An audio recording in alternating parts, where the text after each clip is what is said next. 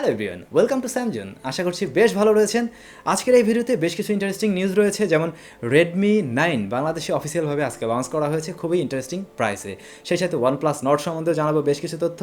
একই সাথে খুবই ইন্টারেস্টিং আরেকটি জিনিস রয়েছে আমার হাতে। এটা হচ্ছে একটি মিনি পোর্টেবল এসি, যা আপনি নিজেই তৈরি করবেন, এবং এর ভিডিও দেওয়া হয়েছে আমাদের গ্যাজেট মেকিং চ্যানেলে। ভিডিও ডেসক্রিপশনে এই ভিডিওর লিঙ্ক দেওয়া রয়েছে কীভাবে আপনি নিজেই তৈরি করতে পারবেন। তো এটা শুধুমাত্র এসি হিসেবেই কাজ করে না, এর মাধ্যমে আপনি আপনার স্মার্টফোনকেও কুলিং করতে পারছেন। যারা গেমার রয়েছেন তাদের অবশ্যই এটা কাজে লাগতে পারে। লাইক এটাকে জাস্ট আপনি মোবাইল ফোনের সাথে এভাবে খুব সহজেই ফিক্স করতে পারবেন, এবং এটা কিন্তু লেগে যাবে। এরপর জাস্ট সুইচ অন করে দিন এবং সারাদিন গেম খেলতে থাকুন, এবং আপনার মোবাইল গরম তো হবেই না, উল্টা আরও বেশি ঠান্ডাও হয়ে যেতে পারে। সো মাঝে মাঝে অফ করেও রাখতে হবে। ওয়েল, চলুন শুরু করা যাক আজকের ভিডিও। পুরো ভিডিও নিয়ে আমি থাকছি স্যাম, আপনারা দেখছেন SamZone। যারা নতুন রয়েছেন চ্যানেলটি সাবস্ক্রাইব করে আমাদের সাথেই থাকুন। প্রিয় দর্শক, প্রথমে জানা যাক Redmi 9, যেটা বাংলাদেশ আজকে লঞ্চ করা হয়েছে স্মার্টফোন সম্পর্কে। এই মোবাইল ফোনটা বাংলাদেশে বেশ দারুণ দামে লঞ্চ করা হয়েছে। আমি আসলে ভাবিনি যে Redmi ফাইনালি এরকম একটা প্রাইসে তাদের এই ফোন নিয়ে আসবে। Redmi 9 বাংলাদেশে এসেছে 14,999, মানে 15,000 টাকায়, এবং তার ভ্যারিয়েন্ট হচ্ছে 4GB 64GB। তো এই 15,000 টাকায় অবশ্যই ভালো প্যাকেজ বলা যায়, কারণ সেখানে আমরা ফুল এইচডি প্লাস রেজলিউশনের ডিসপ্লে দেখতে পাচ্ছি, যেটা কিনা 6.53 ইঞ্চ IPS LCD প্যানেল। তবে যেহেতু ফুল এইচডি প্লাস রেজলিউশনের ডিসপ্লে অনেকের চাইতে অবশ্যই এগিয়ে রয়েছে, আর সেই সাথে স্মার্টফোনে বিশাল ব্যাটারি ব্যবহার করা হয়েছে, 5020 mAh ব্যাটারি, এবং সাপোর্ট করছে 18 ওয়াটের ফাস্ট চার্জিং সিস্টেম। তবে দুঃখের বিষয়, মোবাইল ফোনটির প্যাকেটে কিন্তু 10 ওয়াটের চার্জার দিয়ে দেওয়া হচ্ছে। 18 ওয়াটের একটা চার্জার দিয়ে দিলেই মনে হয় আরও ভালো হতো। সেই ক্ষেত্রে ওই 15,000 আর থাকতো না, তখন দেখতেন যে 15,500 হয়ে যেত, বা হয়তো বা সেটা 16,000 হয়ে যেত। যাই হোক, আপনার কাছে যদি সেরকম চার্জার থাকে আপনি অবশ্যই সেটা দিয়ে ব্যবহার করার সুযোগ পাচ্ছেন, অথবা একটা কিনে নিতে পারেন। আসছি মোবাইল ফোনটার প্রসেসর সেকশনে। সেখানে দেওয়া হয়েছে MediaTek Helio Z80, যার পারফরমেন্স গেমিংয়ে যথেষ্ট ভালো। এছাড়া রেগুলার কাজগুলো এরকম বাজেটের অন্য ফোনের সাথে কম্পেয়ার করতে গেলে অবশ্যই ভালো করতে পারছে। আগে আমরা Realme 6i এই মোবাইল ফোনটা নিয়ে সেখানে দেখতে পেয়েছি এই প্রসেসর। ইভেন এরই এক ধাপ বড় ভাই Redmi Note 9, যেটা ওই স্মার্টফোনে কিন্তু Z85 দেওয়া হয়েছে, এর থেকে কিছুটা উপরের, বাট অলমোস্ট সিমিলারই বলা যায়। তো এই প্রসেসর পারফরমেন্সও খারাপ হবে না। যেহেতু পারফরমেন্স এবং গেমিং নিয়ে কথা বলছি, এই ক্ষেত্রে যারা গেমার রয়েছেন তাদের জন্য একটা সুখবর দিচ্ছি। যারা পাবজি লাভার রয়েছেন এবং ফ্রি ফায়ার লাভার রয়েছেন, তারা চাইলে পাবজির জন্য ইউসি এবং ফ্রি ফায়ারের জন্য ডায়মন্ড এখন ঘরে বসে খুব সহজেই বিকাশের মাধ্যমে পারচেস করতে পারেন। আমার ভিডিও ডেসক্রিপশনে CGM নামে একটি লিঙ্ক দেওয়া থাকবে, এবং ওই সাইট থেকে আপনি খুব সহজেই পাবজির জন্য ইউসি কালেক্ট করতে পারছেন বা পারচেস করতে পারছেন, এবং ফ্রি ফায়ারের জন্য ডায়মন্ডও পারচেস করতে পারছেন, এবং এটা খুবই সহজ ব্যাপার, ইনস্ট্যান্ট পারচেস করা যায়। ইভেন ওইখানের যদি টিউটোরিয়াল দরকার হয় যে কীভাবে কী করবেন, তার জন্য আরেকটা ভিডিওর লিঙ্ক আমি ভিডিও ডেসক্রিপশনে দিয়ে দিচ্ছি। আর এই সাইটটা কিন্তু কোনো থার্ড পার্টি বা ওইভাবে কাজ করছে না, যে কারণে আপনি একেবারে ইনস্ট্যান্ট পারচেস করতে পারছেন, মানে ডিলে হওয়ার কোনো প্রশ্নই ওঠে না। সো ভিডিও ডেসক্রিপশন থেকে চাইলে আপনি চেক করে দেখতে পারেন। ওয়েল, বলছিলাম মোবাইল ফোনটাতে কোয়াড ক্যামেরা সেটআপ দেওয়া হয়েছে।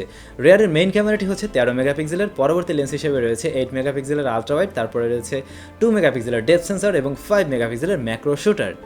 তো এই যে 4টি ক্যামেরা, অবশ্যই ভালো 4টি ক্যামেরা দেওয়া হচ্ছে, অনেকেরই হয়তো বা দরকার হবে।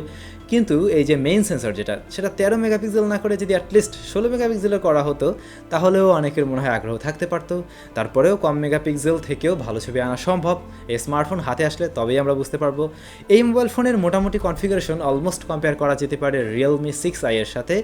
যেমন ডিসপ্লের দিকে 6i এর থেকে এগিয়ে রয়েছে, ক্যামেরার দিক থেকে আবার একটু পিছিয়ে রয়েছে। প্রসেসর সেকশন সেখানে একই রয়েছে, পারফরমেন্স হয়তো আমরা একই রকম পাবো। তবে হ্যাঁ, এটাও ঠিক, Realme 6i এর দাম এর থেকে প্রায় 2,000 টাকা বেশি। ওই 2,000 টাকা বেশি দিয়ে কিনতে গেলে তখন ওটু ক্যামেরা আপনি পেয়ে যাবেন, এটাই স্বাভাবিক। যাই হোক, এই স্মার্টফোনে আরও রয়েছে USB Type-C port, fingerprint sensor রয়েছে, যেটা ফিজিক্যাল ফিঙ্গারপ্রিন্ট সেন্সর, এবং ব্যাক সাইডে পাওয়া যাবে। মোবাইল ফোনটির ডিসপ্লেকে প্রোটেকশন করছে কর্নিং গরিলা গ্লাস 3। ওভারঅল অবশ্যই ভালো প্যাকেজ। আমি বলবো যদি আপনার হায়ার মেগাপিক্সেল না দরকার হয়, তাহলে মনে হয় 15,000 টাকা বাজেটে এই ফোনটাকে আপনি অবশ্যই চয়েস করতে পারেন। After all official device.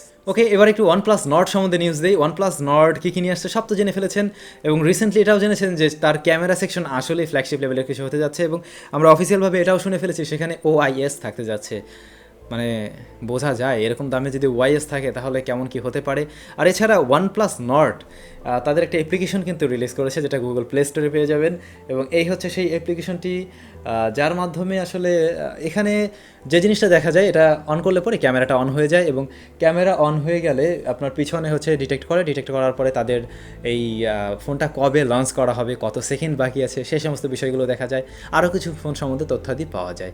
চাইলে আপনি দেখতে পারেন, আমি ভিডিওতে শেয়ার করে দিচ্ছি, দেখলে অবশ্যই বুঝবেন যে অ্যাকচুয়ালি এখানে কী রয়েছে। তো OnePlus সম্বন্ধে আপাতত টপ নিউজ হচ্ছে জুলাই মাসের 21 তারিখে এটা লঞ্চ হতে যাচ্ছে এবং ইন্ডিয়াতে 15 তারিখের পরের থেকে প্রি অর্ডার করা যাবে বা প্রি বুকিং করা যাবে। তো আমি বলবো যারা একটু মিড রেঞ্জ বা হায়ার মিড রেঞ্জ বাজেটের মধ্যে কোনো একটা ভালো স্মার্টফোন কেনার জন্য ওয়েট করছিলেন, এখনও ওয়েট করে যাচ্ছেন, তারা আরও কয়েকটা দিন ওয়েট করুন।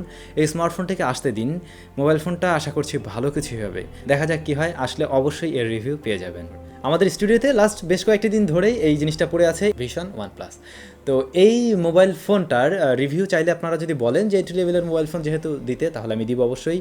আর এটার সাথে একটা গিফট রয়েছে আমাদের চ্যানেলের সাবস্ক্রাইবারদের জন্য, মানে ফোনটা যদি উইন্টেল মোবাইল অ্যান্ড কম্পিউটার্স থেকে কিনেন তাহলে সাথে আর একটা হেডফোন পাবেন। যদিও এই স্মার্টফোনের বক্সেই আপনারা একটা হেডফোন পেয়ে যাবেন, তারপর আপনি এক্সট্রা আরেকটা পাবেন আমাদের চ্যানেলের সাবস্ক্রাইবার বলে আর কি। এই আপনারা অলরেডি হয়তো শুনেছেন Poco M2 Pro ইন্ডিয়াতে লঞ্চ করা হয়েছে। আর এই স্মার্টফোনের বেস ভ্যারিয়েন্টের দাম অর্থাৎ 464 দাম রাখা হয়েছে 13,999 RS, মানে 14,000 RS। আর এই মোবাইল ফোনটা কী ফোন সেটা নিয়ে মনে হয় না আর বলার কিছু আছে। এই ফোন অলরেডি আপনারা দেখেছেন, জানেন, রিব্র্যান্ডেড মোবাইল ফোন রেডমি থেকে নেওয়া হয়েছে এবং এইভাবে পোকোর আসলে না চলাই উচিত বলে আমার মনে হয়। তাদের নিজস্ব ডিভাইস নিয়ে আসা উচিত, এ ধরনের রিব্র্যান্ডেড কিছু নিয়ে আসার কোনো মানেই হয় না। তো ভিউয়ার্স, আজকে টেক নিউজ এখানেই শেষ করতে চাচ্ছি। সবাই অনেক বেশি ভালো থাকবেন, সুস্থ থাকবেন। আর আজকে আমি গতকালকের ভিডিওর কমেন্টস যাদের লিস্টটা দিচ্ছি না, আগামীকালকের ভিডিওতে লাস্ট ভিডিওর যারা কমেন্টস করেছেন তাদের অ্যান্সার অবশ্যই দিয়ে দেবো। ইভেন এই ভিডিওতেও কমেন্টস করতে পারেন, পরবর্তী ভিডিওতে আপনাদের কমেন্টসের অ্যান্সারগুলো আমি অবশ্যই দেওয়ার ট্রাই করবো। সবাই অনেক বেশি ভালো থাকুন, সুস্থ থাকুন, দেখা হবে পরবর্তী ভিডিওতে। অ্যাকচুয়ালি ভিডিওটি এত তাড়াতাড়ি শেষ করছি কারণ আমি দেখতে পাচ্ছি আমাদের ক্যামেরায় একেবারেই চার্জ নেই। দ্যাটস ওয়াই আমাকে এই ভিডিওটা এখানেই শেষ করতে হলো।